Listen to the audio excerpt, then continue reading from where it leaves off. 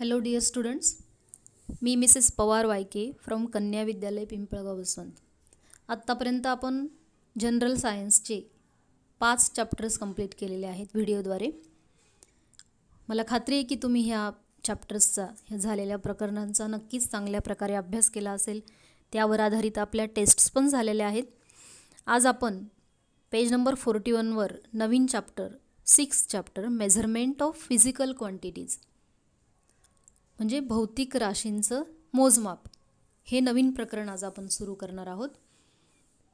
तर बघा, page number 41वर अगदी सुरुवातीलाच ऑब्झर्व अँड डिस्कस ह्या सेशनमध्ये तुम्हाला काही पिक्चर्स इथे दिलेले आहेत. 6.1 व्हेरियस आर्टिकल्स अँड मटेरियल्स दिसतंय सगळ्यांना. हे स्क्रीनवर पण हे पिक्चर्स दिसत आहेत बघा. There are some brinjals, then there is a spool of thread, there is bunch of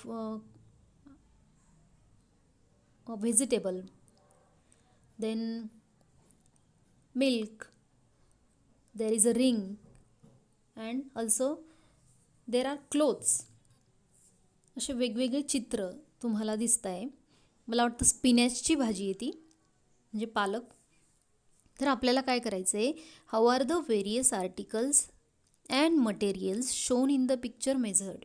हे सगळे जे मटेरियल इथं दिसते किंवा आर्टिकल्स दिसत आहेत हे कसे मोजमाप केलं जातं त्यांचं ते सांगायचं. तर बघा, पहिलं आहे ब्रिंजल. कसं मोजतो आपण?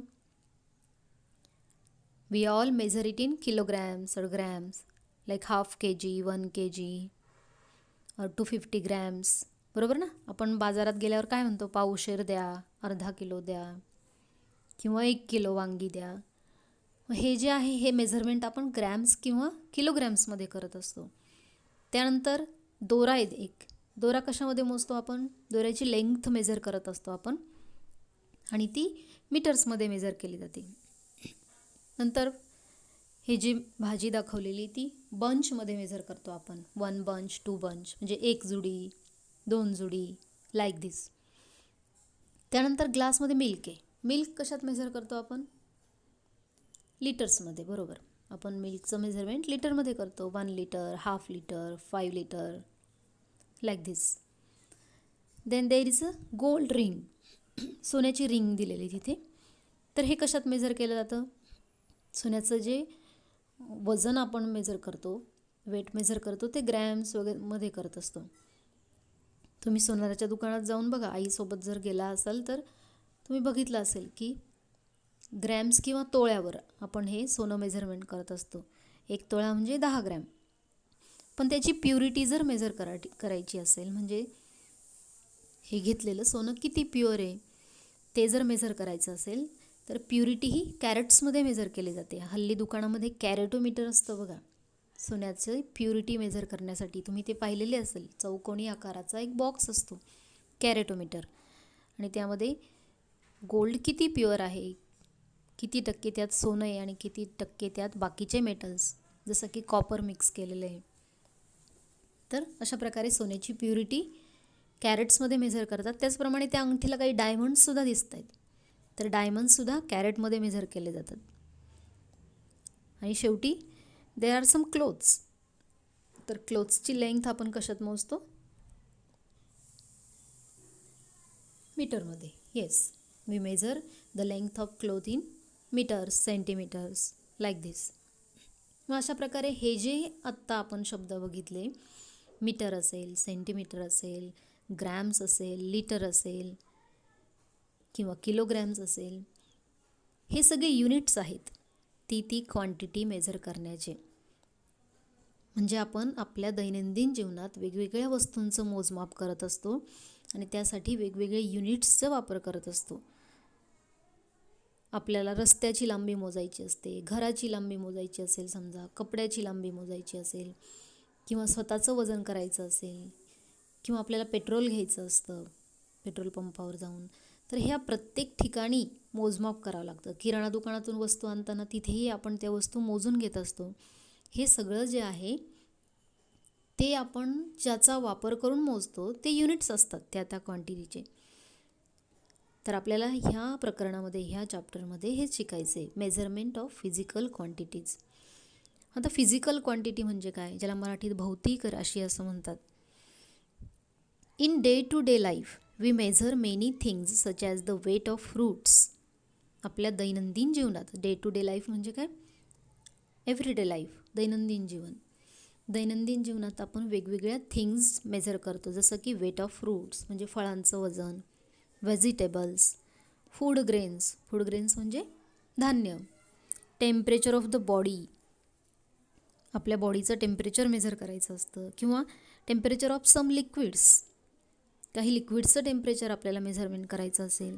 व्हॉल्यूम ऑफ लिक्विड्स, व्हॉल्यूम म्हणजे आकारमान, म्हणजे किती लिक्विड आहे, जसं की दूध किती आहे किंवा पेट्रोल किती आहे हे मोजणं म्हणजे त्याचं व्हॉल्यूम मेजर करणं. Density of various substances, the speed of vehicles, गाड्यांचं स्पीड आपल्याला मेजर करायचं असतं. तर हे सगळं मोजमाप आपण आपल्या दैनंदिन जीवनात करत असतो. Quantities such as mass, weight, distance, speed, temperature, volume are called physical quantities. हे सगळं आपल्या दैनंदिन जीवनात मेझरमेंट करण्यासाठी आपण ज्या राशींचा वापर करतो, ज्या क्वांटिटीजचा वापर करतो, त्यांना फिजिकल क्वांटिटीज असं म्हणतात. A value and a unit are use to express the magnitude of a physical quantity. A value and a unit म्हणजे एखादी फिजिकल क्वांटिटी आपल्याला जेव्हा मोजायची असते, त्याचं मॅग्निट्यूड म्हणजे परिमाण सांगायचं असतं, तेव्हा दोन गोष्टी आपल्याला लक्षात घ्याव्या लागतात. एक म्हणजे त्याची व्हॅल्यू म्हणजे मूल्य, आणि दुसरं असतं त्याचं युनिट. उदाहरणार्थ बघा, इथे फॉर एक्झाम्पल दिलेलं आहे, Swarali walks 2 kilometres every day. In this example 2 is the value and kilometre is the unit use to express the magnitude of the distance which is a physical quantity. इथे जे उदाहरण दिलं आहे बघा, Swarali walks 2 kilometres every day, म्हणजे स्वराली नावाची एक मुलगी आहे, ती दररोज 2 किलोमीटर अंतर चालते. तर आपल्याला स्वराली किती अंतर चालते हे सांगण्यासाठी दोन गोष्टी सांगाव्या लागल्या. एक म्हणजे 2 ही त्याची व्हॅल्यू, आणि दुसरं आहे किलोमीटर, हे त्याचं युनिट झालं. आपल्याला कुठलीही फिजिकल क्वांटिटी जेव्हा एक्सप्रेस करायची असते, तेव्हा व्हॅल्यू आणि युनिट दोन्हींचाही वापर करावा लागतो. जसं की आपण दुकानात साखर आणायला गेलो समजा, मग दुकानदाराला आपण काय सांगणार, give me 2 kilograms of sugar, 2 kilo साखर द्या. इथे 2 ही त्याची व्हॅल्यू झाली आणि किलोग्रॅम्स हे युनिट आहे. आपण दुकानदाराला असं नाही म्हणू शकत, मला 2 साखर द्या. चालेल का? नाही चालणार. त्याचं युनिट जर पुढे आपण जोडलं नाही तर त्याचा अर्थच होणार नाही, कळणार नाही. किंवा पेट्रोल पंपावर गेलो आणि गाडीत पेट्रोल टाकायचं आहे आपल्याला, 1 लिटर पेट्रोल टाकायचं आहे, पण आपण जर असं म्हटलो, मला 1 पेट्रोल द्या, चालेल का? अजिबात नाही चालणार, कारण पुढे लिटर हे त्याचं युनिट आपल्याला जोडावंच लागणार आहे. किंवा आपलं वजन केलं आपण स्वतःचं, माझं वजन 40 किलो आहे, हे 40 आणि किलो ह्या दोन्ही गोष्टी आपल्याला सांगाव्या लागत आहे. 40 म्हणजे ही त्याची व्हॅल्यू झाली, आणि किलो किंवा किलोग्रॅम्स हे त्याचं युनिट झालं. It means that while expressing the magnitude of a physical quantity we have to take into account both the things, the value and its unit. त्याची व्हॅल्यू म्हणजे मूल्य आणि युनिट ह्या दोन्हीही गोष्टी एखादी फिजिकल क्वांटिटी मेजर करताना आपल्याला लक्षात घ्याव्या लागतात. तर आता काही फिजिकल क्वांटिटीज आपण ह्या चॅप्टरमध्ये पुढे बघणार आहोत, पण त्या अगोदर there are 2 types of physical क्वांटिटीजचे 2 टाईप्स इथे आपल्याला येल्लो बॉक्समध्ये दिलेले आहेत बघा, पेज नंबर आपल्या 41वर. हा बॉक्स तुमच्या स्क्रीनवर दिसतोय तो बघा. पहिला टाईप आहे scalar quantity. A quantity that can be completely expressed by its magnitude alone is called a scalar quantity. जी क्वांटिटी फक्त मॅग्निट्यूडने म्हणजे व्हॅल्यू आणि युनिटनेच एक्सप्रेस करता येते, मांडता येते, सांगता येते, त्या क्वांटिटीला स्केलर क्वांटिटी म्हणतात. मराठीत तिला अदिश राशी असं म्हणतात. अदिश नावातच सगळं आलं. अदिश म्हणजे जिच्यामध्ये दिशा नाही अशी. For example, only magnitude, that is a value with a unit, is used to express quantities such as length, breadth, area, mass, temperature, density, time, work, etc. हे सगळ्या ज्या राशी इथे दिलेल्या आहेत, जसं की लांबी मोजायची आपल्याला, लेंथ, एका कपड्याची लेंथ 1 मीटर आहे. इथे 1 ही व्हॅल्यू झाली आणि मीटर हे त्याचं युनिट झालं. दिशा सांगावी लागली का आपल्याला इथे? नाही. कपड्याची लेंथ 1 मीटर पूर्वेला आहे असं सांगण्याची गरज नाही पडली. म्हणजे जिथे दिशा सांगण्याची गरज पडत नाही अशा क्वांटिटीजला स्केलर क्वांटिटी असं म्हणतात, अदिश राशी असं म्हणतात. Thus we say that the length of a tunnel is 2 kilometers. Tunnel म्हणजे बोगदा, रेल्वेचा बोगदा तुम्ही बघितलेला असेल, त्याला टनेल म्हणतात. मग एखाद्या टनेलची लेंथ 2 किलोमीटर आहे. इथे 2 is value and kilometre is unit. दिशा सांगावी लागली का? नाही. दिशा न सांगताही आपल्याला कळतं आहे की बोगदा किती लांबीचा आहे. मग जिथे दिशाच सांगण्याची गरज पडत नाही, पूर्व, पश्चिम वगैरे असं दिशा जिथे सांगावी लागत नाही, अशा सगळ्या क्वांटिटीजला स्केलर क्वांटिटी असं म्हणतात. दुसरं एक्झाम्पल इथे दिले बघा. The fever, that is temperature is 101 Fahrenheit. Fahrenheit हे टेम्परेचर मोजण्याचं एक युनिट आहे. जसं आपण डिग्री सेल्सिअस म्हणतो, त्याचप्रमाणे फॅरनहाइट हे सुद्धा युनिट आहे. मग 101 फॅरनहाइट ताप आहे असं जर आपण म्हटलं, तर याचा अर्थ इथे 101 हे व्हॅल्यू झाली, फॅरनहाइट हे युनिट झालं. ताप सांगायला दिशा लागते का? माझा ताप पश्चिमेला 101 अंश आहे असं जर आपण म्हटलं, तर त्या पश्चिम दिशेचा इथे काही उपयोग नाही आहे. चुकीचं ठरेल ते असं दिशेचा उल्लेख करणे. म्हणून परत मी सांगते, तुम्ही लक्षात घ्या की ज्या क्वांटिटीज एक्सप्रेस करण्यासाठी दिशा सांगण्याची गरज पडत नाही अशा क्वांटिटीजला स्केलर क्वांटिटी असं म्हणतात. आणि मग दुसरा प्रकार कोणता आहे? Vector quantity. सदिश राशी, मराठीत त्यांना काय म्हणतात? सदिश राशी. आता ह्याच्या नावावरूनच तुमच्या लक्षात येईल की जिथे दिशा सांगण्याची गरज पडते, दिशा सांगितल्याशिवाय ज्या क्वांटिटी एक्सप्रेस करता येत नाहीत त्यांना वेक्टर क्वांटिटी म्हणतात. The quantity that is expressed completely only when magnitude and direction are both given is called a vector quantity. Magnitude आणि डिरेक्शन दोन्ही गोष्टी जेव्हा दिलेल्या असतात अशा क्वांटिटीजला वेक्टर क्वांटिटी म्हणजे सदिश राशी असं म्हणतात. डिस्प्लेसमेंट म्हणजे विस्थापन. वेलॉसिटी म्हणजे वेग. Displacement, velocity are vector quantities. For example, a displacement of 20 kilometres towards the north. इथे बघा, डिस्प्लेसमेंट सांगण्यासाठी दिशा सांगण्याची गरज पडलेली, टुवर्ड्स द नॉर्थ म्हणजे उत्तरेकडे 20 किलोमीटरचं विस्थापन झालं. मग इथे दिशा सांगावी लागली म्हणून displacement is the vector quantity. The aeroplane flying at a velocity of 500 kilometre per hour towards Mumbai. मुंबईच्या दिशेने 500 किलोमीटर प्रति तास वेगाने विमान धावत आहे किंवा उडत आहे. इथे सुद्धा मुंबईच्या दिशेने, टुवर्ड्स मुंबई हे दिशेचा उल्लेख केलेला आहे, तेव्हा ती वेलॉसिटी सांगता आलेली आहे. म्हणून जिथे दिशा सांगावी लागते किंवा ज्या क्वांटिटीजमध्ये दिशा सांगणं गरजेचं असतं अशा सगळ्या क्वांटिटीजला व्हेक्टर क्वांटिटी असं म्हणतात. आलं लक्षात? तुम्हाला परीक्षेला याच्यावर प्रश्नही असू शकतो. Right difference between scalar quantity and vector quantity. सदिश आणि अदिश राशीमधील फरक स्पष्ट करा. किंवा कधी कधी असाही प्रश्न येतो, write example of scalar quantities किंवा write examples of vector quantities, ह्या पद्धतीने. त्या दृष्टीने हा जो पॅराग्राफ इथे दिलेला आहे हा महत्त्वाचा आहे. आता आपण इथे दिलेल्या 2 क्वांटिटीजचा थोडक्यात अभ्यास करूया. बघा, 2 क्वांटिटीज इथे तुमच्या स्क्रीनवर दिसत आहेत. पहिली आहे मास आणि दुसरी आहे वेट. मास म्हणजे वस्तुमान आणि वेट म्हणजे वजन. या दोघींमध्ये काय फरक आहे ते आपल्याला बघायचं आहे. मुख्य फरक हा आहे की mass is a scalar quantity and weight is a vector quantity. Mass ही अदिश राशी आहे आणि वेट ही सदिश राशी आहे. आणखी काय फरक आहे ते आपण आता वाचून समजून घेऊया. The amount of matter present in a substance is called mass.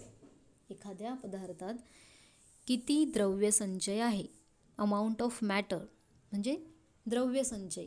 The amount of matter present in a substance is called मास. पदार्थात असणाऱ्या द्रव्य संचयाला त्याचं वस्तुमान असं म्हणतात, मास असं म्हणतात. Matter has a natural tendency to resist a change in its state which is called inertia. Inertia म्हणजे जडत्व. Mass is the qualitative measure of the inertia in an object.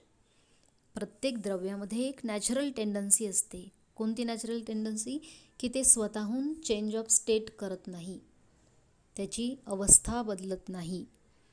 आणि हे जी त्याची प्रॉपर्टी आहे किंवा हे जी त्याची टेंडन्सी आहे त्याला इनर्शिया, जडत्व असं म्हणतात. तर ह्या जडत्वाचंच मेझरमेंट म्हणजे mass. The larger the mass the greater is the inertia. Mass जेवढं जास्त तेवढं ते इनर्शिया म्हणजे जडत्वसुद्धा जास्त असतं. Mass is a scalar quantity. It does not change from place to place anywhere in the world. The quantities mass and weight are however different. Gram and kilogram are the units of mass. बघा, मास ही scalar quantity आहे. आपण जे किराणा दुकानातून, grocery शॉपमधून जे सामान आणतो, वाहन सामान असं म्हणतो आपण त्याला, किंवा किराणा माल, तो जो आपण मेजर करून आणतो ते त्याचं मास असतं. जसं 2 किलोग्रॅम साखर, 2 किलोग्रॅम हे साखरेचं मास झालं. आणि मग मास ही स्केलर क्वांटिटी आहे आणि ती जगभरात सगळीकडे सारखीच असते. मास कुठेही चेंज होत नाही. तुम्ही आपल्या देशातून 2 किलोग्रॅम साखर घेतली, तेवढीच साखर तुम्ही परदेशात जाऊन घेतली तरी तेवढीच येईल. म्हणजे मास चेंज होणार नाही. पण वेट मात्र चेंज होतं. Weight is a vector quantity आणि weight is related to the gravitational force of Earth. त्यामुळे दोघांमध्ये महत्त्वाचा फरक तुम्ही लक्षात घ्यायचा आहे की एक स्केलर आहे, एक वेक्टर आहे. एक चेंज होऊ शकते प्लेस टू प्लेस, एक मात्र all over the world same असते. मात्र दोन्हींचे युनिट सेम आहे, ग्रॅम आणि kilogram. When we use the 2 pan common balance in a shop we compare 2 masses. दुकानात जाऊन आपण जेव्हा तो 2 पॅन कॉमन बॅलन्स म्हणजे तो तराजू असतो बघा मोजमाप करण्याचा, भाजी बाजारात असतो, हातात पकडतात असे ते, किंवा ग्रॉसरी शॉपमध्ये पण असतो अजूनही काही ठिकाणी. आता ते इलेक्ट्रॉनिक वजन काटे आलेले आहेत, पण अजूनही काही ठिकाणी असे पारंपरिक काटे, ज्याला आपण 2 पॅन कॉमन बॅलन्स म्हणतो, तराजू, तर त्याने आपण जे मेझरमेंट करत असतो ते मेझरमेंट हे मासचं मेझरमेंट असतं. आपण वस्तूचं मास मेजर करत असतो त्याने. आणि पुढची क्वांटिटी आहे वेट. वेट म्हणजे वजन. What we measure in grams, kilograms is mass and not weight. The gravitational force that acts on this mass is called its weight. आपण जे मेजर करतो ग्रॅम्स किलोग्रॅम्समध्ये ते मास असतं. आणि मग त्या मासवर, त्या वस्तुमानावर जेवढा ग्रॅव्हिटेशनल फोर्स, पृथ्वीची गुरुत्वाकर्षण शक्ती जेवढी कार्य करते, ते जे आपण मेजर करू त्याला वेट म्हणायचं.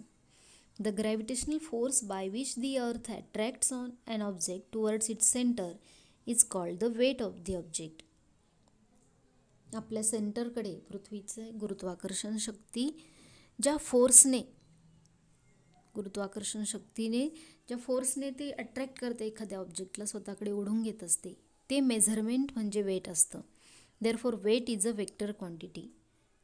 It is different at different places on the earth. पृथ्वीच्या वेगवेगळ्या ठिकाणी वेट हे वेगवेगळं मेझरमेंट होईल, पण मास मात्र चेंज होणार नाही. अशा प्रकारे मास आणि वेट ह्या 2 क्वांटिटीज आपण ह्या व्हिडिओमध्ये शिकलो आहे. तर ह्या दोन्ही क्वांटिटीजचा तुम्ही सखोल अभ्यास करायचा आहे.